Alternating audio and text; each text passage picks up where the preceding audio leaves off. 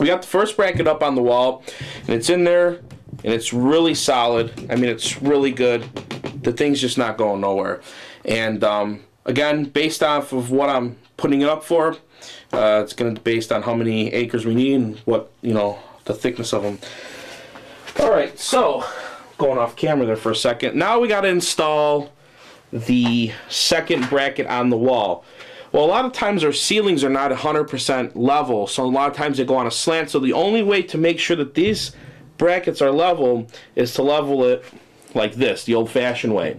So here we are here. I set my level on top of the first one, and it is level right now. Now again, here's the center.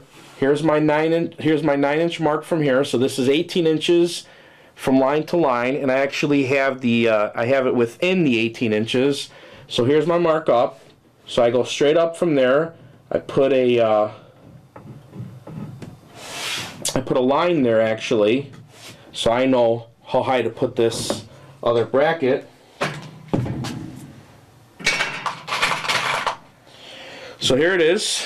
Here's my guy. Here's my bracket, and I know that my bracket is going to be about right there. And just to make sure that I'm somewhat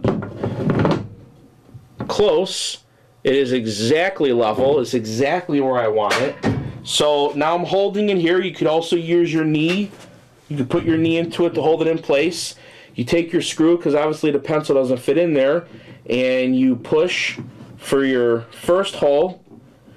Okay, now we know pretty much how many holes we're going to use, so we can go ahead and mark our other holes while we got it up. And the second hole here, and I got it. And then of course my third hole. All right, so now we know where the holes are going. This guy's up, and the next segment we're going to actually install these things again.